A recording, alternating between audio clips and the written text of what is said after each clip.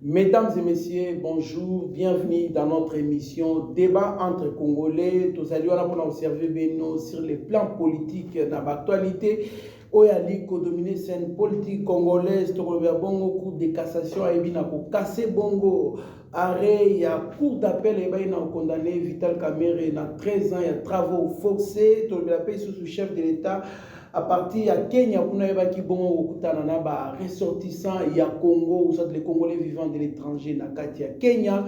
À cela na bango pour na ko talisa bango les biens fondés. Il y a adhésion na biso na communauté de l'Afrique de l'Est et puis to la paix bongo sama lukondo ya biko ya tamakolo na na est lelo akozala na Goma akozala pe na Ituri pour na ko évaluer bongo état de siège oyo mokozamboka décrétaki to blape ba mapinga na biso ne bali toujours ko combattre ko défendre intégrité territoriale ya mboka na biso face ya ba M23 bali ko récupérer bongo ba territoire ebele bouta na bilili pe bolanda point de vue ya mwana mboka to betani masolo to blape sous Basile Olongo oayeba na koloba était en tout cas ceux qui bénéficient de 2023 te ezali erreur ya mokozi mboka te faute na te ezali faute ya gouvernement ilungu kamba o ba na kolekisa 2 ans ya pamba na ba futilité sans que ba na kosala ba préalable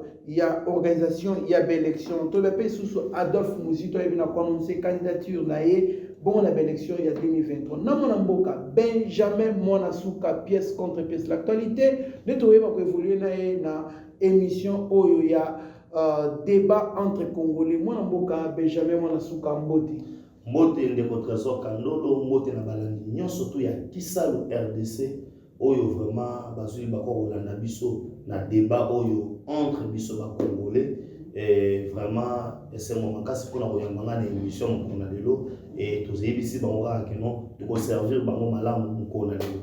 Merci beaucoup na ba abonné nyonso ya Kisalu RDC bo s'abonner massivement bo commenter émission bo partager bo liker pourquoi pas bo sala ba suggestion et ko sala biso bien mwana mboka cour de cassation ayebi na ko casser bongo arrêt ya cour d'appel oyo condamnaki Vital Kamerhe na 13 ans il y a travaux forcés réaction na yo.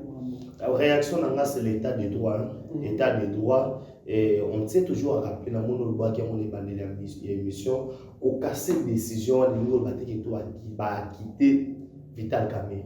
On répète bien, on n'a pas acquitté Vital Kamerhe, mais par contre on va casser décision où ils ont marqué la cour d'appel et on c'est la même cour d'appel na composition sous pour baleka na kolanda likambo wana, c'est-à-dire quoi ndeko Trésor Kandolo bato azolanda biso to longwe l'état pour babanda koloba. Les gens disaient que non, tout ça va salango pour Vital Kamerhe azali prisonnier politique.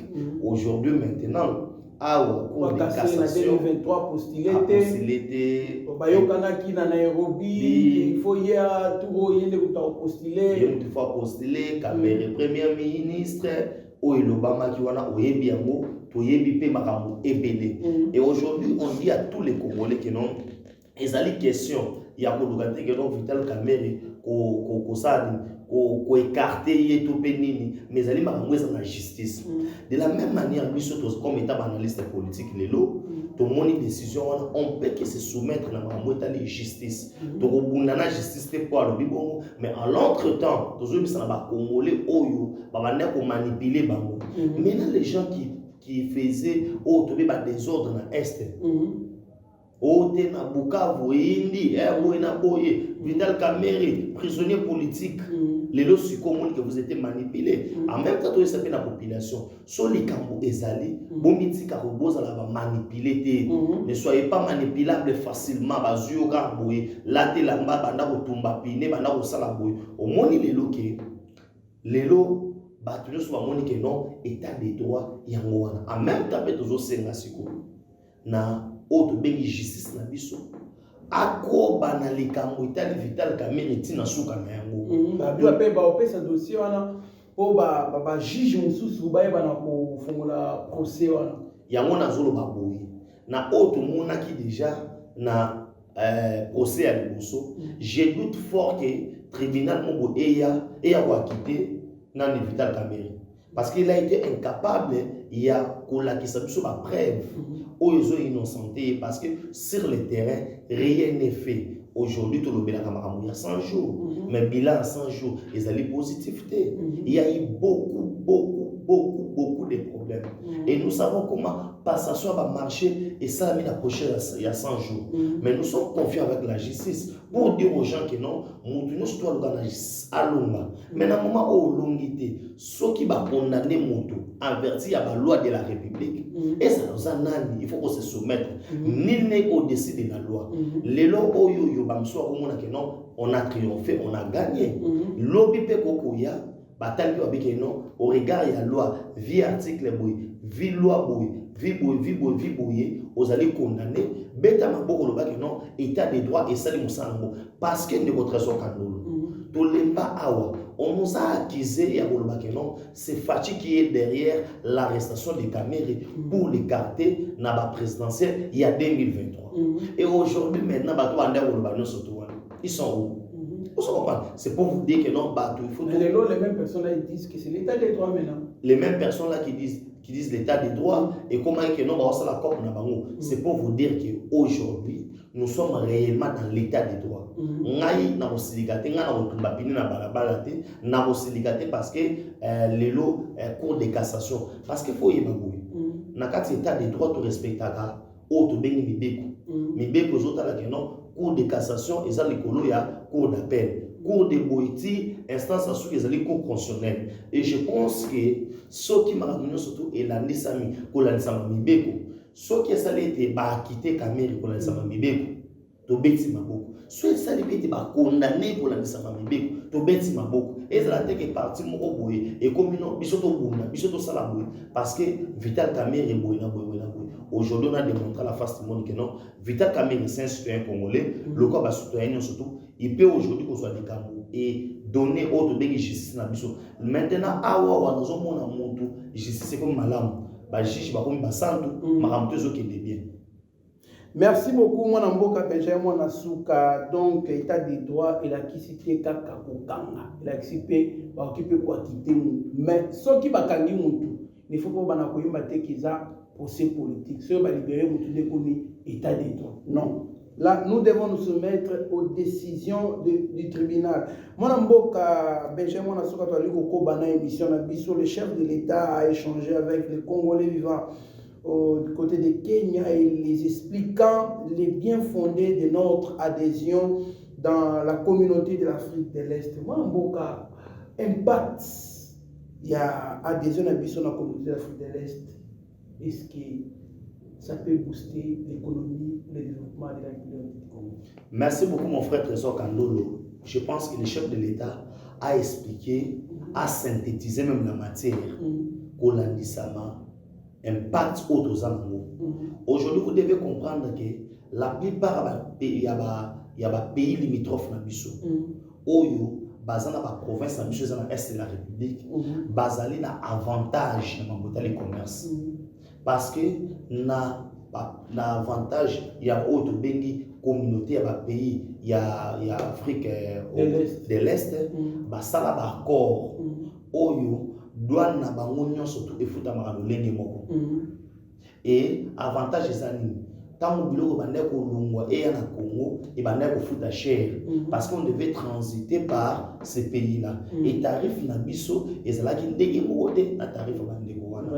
C'est pourquoi Mokonza Mboka comprenait que non, il est grand temps que le Grand Congo, Oyazali, n'a au moins 4 à 6 provinces, où il y a un pays où on va bénéficier pour la transaction, pour Congo, là, ça la commerce malade, pour Bilongo Ekita, et c'est ce qui dans la communauté.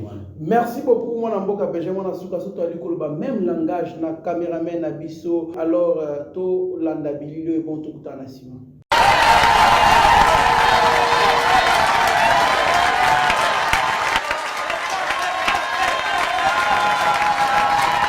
C'est dans une Effervescence totale que la communauté congolaise du Kenya a reçu le couple présidentiel ce dimanche 10 avril au terme de la visite présidentielle de 3 jours. La rencontre s'est déroulée sous la forme d'une tribune de libre-échange avec les compatriotes vivant au Kenya. Le chef de l'État Félix Antoine Tshisekedi a expliqué les avantages de l'intégration de la RDC à l'East African Community. Na masolo oyo tozalaki nango na ndeko na ngai président Uhuru Kenyatta likambo évidemment ya ba population na biso avantage ya ba peuple na biso ezalaki wana na kati ya masolo wana totalaki ndenge nini tokoki kosala de sorte que to se rapprocher davantage tosolaki neti par exemple likambo oyo ya ba communication boyebi te na East African Community mobimba normalement ba tarif donc lokwa soki bino awa boni bobenga Kinshasa to mboka mosusu na Congo eza cher mais normalement tokokoma lokwa tarif local ekokoma lokwa bozobenga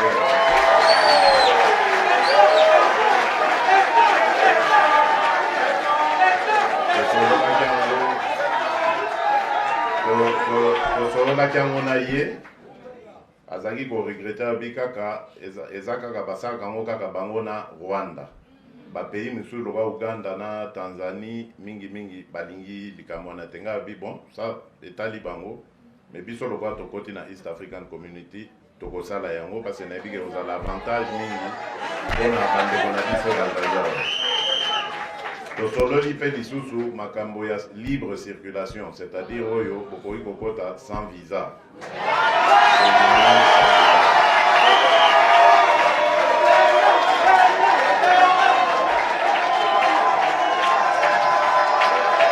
ndenge boyebi likambo oyo ebandi lelo te nalobaka yango déjà na discours na ngai ya investiture na janvier le 24 janvier 2019 nazali koluka tosangana na bandeko na biso ya East African Community parce que Congo na biso eza monene bandeko na biso nyonso bakongolais oyo bazovivre na este ya mboka bazalaki na pasi surtout baopérateur économique par rapport ya bapays oyo ezalaki déjà na East African Community oyo eza bavoisin na biso lokwa Rwanda, Uganda, Burundi donc ezalaki quand même mwa pasi mpona kosala baaffaire bango baki na baavantage ya douane tandis que biso toyaki kofuta douane lokwa bato nyonso oyo baza na East African Community te donc tosali effort wana mpo tokota na kati wana mais eza kaka mpona bongo te East African Community ezali marché monene ndenge tokoti boye tokoluka to se rapprocher à travers l'infrastructure oyo tokotonga lokwa banzela barai tokofongola susu bapassage mosusu lokwa na lac Tanganyika wana baformalité kozala allégé mpona contact na bapays oyo baza na communauté ya sika oyo tokoti ezala facile. Convaincus par l'allocution du Père de la Nation, les Congolais du Kenya ont pris l'engagement d'accompagner les actions et la politique de Félix Antoine Tshisekedi Tshilombo. En signe de cet attachement à la mère patrie et au couple présidentiel, les Congolaises de Nairobi ont remis plusieurs cadeaux au chef de l'État et à la distinguée première dame. Merci beaucoup, Mwana Mboka, Benjamin Souka, Wana Mokoza Mboka, en tout cas. Tout le monde vraiment interaction qui tokona ba imbo kanabiso ba vivanga libanda non oyebi tant que nous ça eloko o eza na avantage mboka na yo eza na facilité à expliquer et loko so eza bien maman nanga ba ko fando sanga le côté eza na difficulté à expliquer et loko mabe o mo so ça loko mabe par exemple ndeko za kita so kana mike ba opexo loko mo boye des ans au moins une explication on a repéré ça ils ont concordé mais le coup c'est un avantage aux hommes aimé par les Congolais de la diaspora à solo na bango na ndenge sengini à la kisi bango bien fait est-ce qu'on a tout na so bato so balobaka oh non balingaka yete ba fini wa sala ka non yewana à face à peuple congolais et à quel avantage je répète bien que ba traité oyo ba adhésion oyo à ta facha le pouvoir, ce sont les Congolais qui vont continuer à bénéficier. C'est ce qu'on dit au salaire loko oyo aux autres l'avenir. Au côté que la bateau et le moi maintenant et les Congolais vont se souvenir que non n'importe qui a président Boye on a si quoi adhérer na loko Boye les lots avantage ezali Boye coup de chapeau na mon. Très bien mwana mboka Benjamin Mwanasuka Samalukonde à l'est de la République pour évaluer l'état des sièges décrété par le chef de l'État. En même temps, nos vaillants militaires, les FRDC, Bali, continuer à repousser M23, Mwanamboka, ceux qui doivent toujours le même langage, le Bokwanzambe, alors, tout l'andabili, le bon Tokutanasi.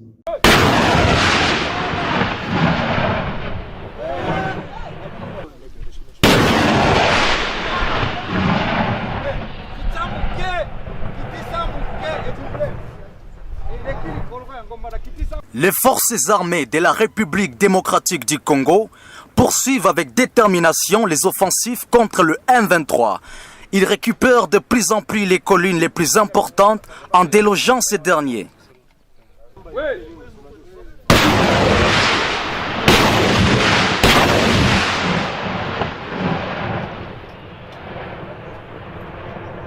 Je vous ai dit que nous sommes en pleine opération. C'est un assaut des éléments de force loyalistes sur Runoni et une autre crête dont, là où l'ennemi, n'est-ce pas, a mis son PC de commandement. Voilà toutes ces détonations. Donc c'est un assaut que nous lançons sur ces collines de manière à ce qu'on puisse encore gagner plus de terrain et repousser davantage l'ennemi. Sur la ligne de front à Changi, dans le groupement de Kisigari, le lieutenant-colonel Njike Kaiko Guillaume, porte-parole du secteur opérationnel Nord Kivu Sokola 2, a ce jeudi 7 avril donné plus de détails sur les exploits des FRDC. Nous sommes à Changi. Je pense que si vous regardez derrière moi, vous voyez déjà le sommet de Runyoni, où l'ennemi a érigé son Kijé, mais par rapport déjà aux actions que les forces armées de la République démocratique du Congo sont en train de mener dans la zone, retenez que les opérations évoluent très bien. Les forces armées de la République démocratique du Congo, à chaque bataille, gagnent du terrain, lentement mais sûrement. La preuve, c'est que la colline de Bougoussa, dans la localité de Bigega, est passée sous contrôle des forces armées de la République démocratique du Congo. Mais aussi à Tchenguerero, l'ennemi n'y est plus. Et vous avez été avec moi, vous avez constaté que ce soit à Tamugenga, le long de la route, la population est en train d'évacuer librement à ses occupations. Plusieurs villages et collines sont donc en train d'être conquis, mais les FRDC ne comptent pas s'arrêter à mi-chemin.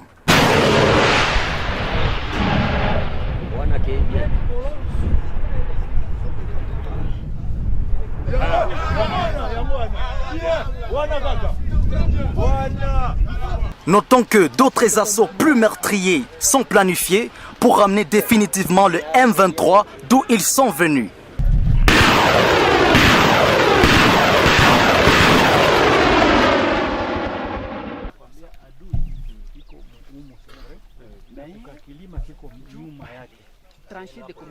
Mwana mboka beje mwana suka bilili ya mwana ba militaire très déterminé pour défendre l'intégrité territoriale ya mboka na biso.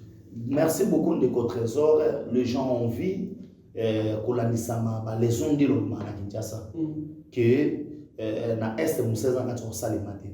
Aujourd'hui vous devez comprendre que le gouvernement de la République a levé option ka moko. On ne négocie pas avec les rebelles. Un rebelle, il faut exterminer Tinasuka, qu'on capturer, à la juger, qu'on la nisama, ba crime surtout qu'il a commis.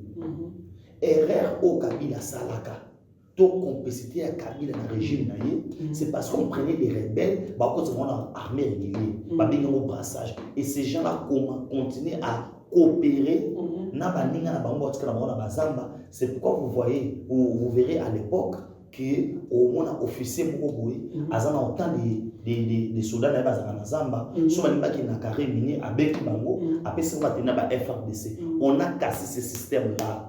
Ba rebelle ba commencer ngana to négocier ba to négocier na binote moto nde au moins mokolo ya lelo premier ministre Sama Lukonde Kenge akeye moko amona yango en live amona autre bengi avancement à évaluer autre bengi les opérations il y a autre bengi état de siège Moussa Nakateza Rosen. Pourquoi oui biki a initié état de siège ils allaient pour restreindre la liberté à Batumoussous mais Batouana tous en a devoir et redevabilité il y a au communiquer par la banque expliquer moi que non tala to restreindre liberté na bino pour na eloko boy et ba opération peut toujours ça la sur terrain et comme il a niveau c'est comme ça qu'un gouvernement communique avec le peuple. Ça veut dire que le premier ministre quand il est là il va dire à la population locale que non to restreindre la liberté na bino mais bota l'avantage et la population locale aussi au azakuna azomona déjà bien fait état de siège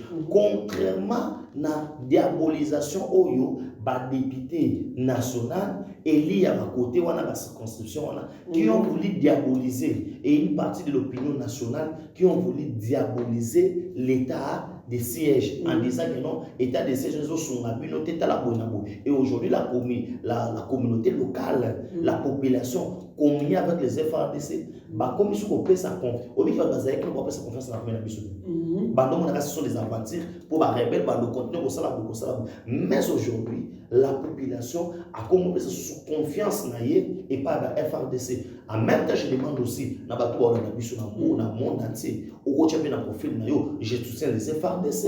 Tout à fait. Oui, parce que nous devons montrer aussi à nos vaillants FRDC, nos vaillants militaires, qui au bazo koufana front, au bazo la libanda, pour être bandé, on a besoin d'être bazonini, on appelle que non, les Congolais partout dans le monde, va soutenir.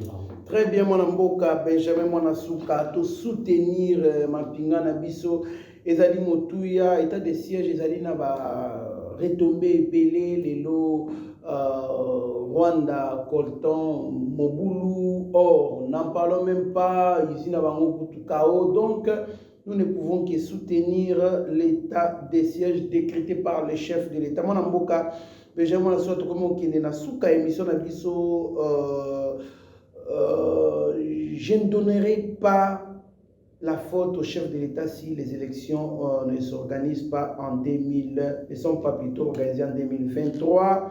Je donnerai la faute au gouvernement Iloué-Lukama parce qu'ils ont pris des ans inutiles sans toutefois poser les préalables de l'organisation des élections.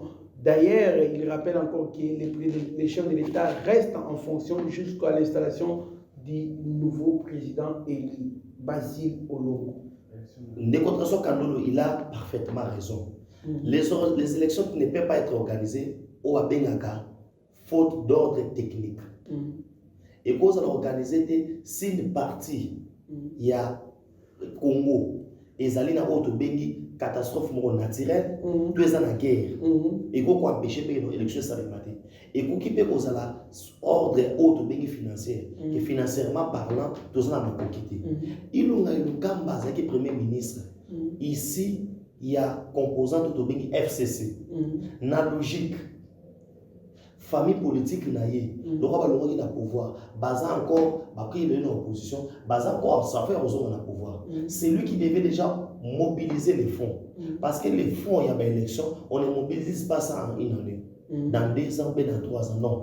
Bah Zouakayango déjà na autre béni pendant 4 ans, bah mobilisera déjà les fonds, où il peut permettre déjà dans une année, dans 2 ans, sur mesure retard. Il y a mobilisé les fonds, il y a eu l'élection, et comme déjà tantôt plus tôt. Mais aujourd'hui, pourquoi les Sanga montent dans le chrono? Et pourquoi ça l'a qui élection exacte? Que tout le monde soit d'accord que ce que l'élection exacte, c'est parce que, le gouvernement et le Kamba, ils subissent autant belé inutilement, ils n'ont pas mobilisé les moyens. 2, tous la guerre dans l'Est de la République. 3, la loi et belé la République n'a bissou. Coronavirus, c'est tout consort, tous appellent la catastrophe naturelle. Il y a qui tous appellent la maladie, l'épidémie, il y a qui comme état la Covid-19 et frappé l'économie. Ebola, les lopés tous sur la guerre en Ukraine et frappé l'économie dans le monde. où ils ont des conséquences surtout. Ne regardons pas seulement l'aspect que non, ils ne veulent pas organiser les élections parce qu'ils veulent se maintenir au pouvoir. Mais regardez aussi le secteur où ils sont en sorte que tout comme Merci beaucoup, mon amboka, pour toute cette émission. Adolphe Muzito a annoncé déjà qu'il a tiré à l'élection 2023. C'est un événement. Ah bon? Oui, non événement. Il a été Premier ministre. Et là, les gens peuvent rester. À l'époque d'Adolphe Muzito, ils ont dit donc, on a forme et on a fond zéro. Il y a une forme et un fond zéro. Il y a un avantage. Bamapango, au via Zagina Makokia, le banc moi assommé en 4 fois. Ah, Tigabou. Assommé à Bossene qui assommé à Molissus. Bateau Billy, bateau Baba proche, ne va pas mon bas, Bassoma, Balia, bon, Batékel, le banc 3 fois. C'est parce qu'il travaillait pour Nali Bounaye. Et aujourd'hui, Mousito n'est pas un modèle. Je pense que au moment opportun, à Omeka pour payer Satan, nous sommes bien, non, n'a pas désisté dans la vie d'Adam. Oh, Vedada. Vedada, ma femme. Vedada. Oh. Comment vous avez Dada? En tout cas. Il y a lobby, Sobaka Moye de Bachaï. Tigaboué. Merci beaucoup. Moi, Mboka Benjamin, moi, Nasuka. En tout cas, tu commis Nasuka émission à Bisso. Tala. Caméra ya Loboko Nzambe Josué Bongo Pesa Malabano ya Suka. Merci beaucoup de votre trésor Kandolo. Merci parce qu'on est mis sur Yabangai Awa. Na 4 émissions, les débats entre Congolais. Débat entre Congolais. Tout le bête, c'est dans ma soirée, t'as des Congolais, t'as des Banoko. Mais la voix, c'est un bino qui est Monto, Azana, Bilo ya préféré. Oléana Komela. Et ça, tout le monde a vu la vidéo de la Magolo. Ensuite, la Gania, ensuite, la Gamboa. Si quel a monté, allez, il y a l'engi. Oh, moi, on a ni à Wango, allez à la Mononaote, allez à la Mononaïmo. Là, tout peut s'en respect. Mais tout peut s'en clander spécial. Nous surtout, pour partager ma vidéo dans la et beaucoup contenu pour s'abonner parce que toi, on a besoin, il y a quoi atteindre.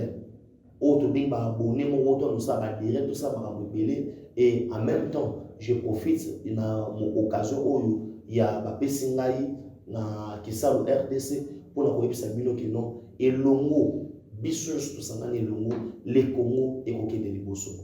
Merci beaucoup mon amboka Benjamin Nasuka, nous tous Congolais tournons un regard vers un avenir meilleur et nous allons réussir à développer ces pays. Merci beaucoup.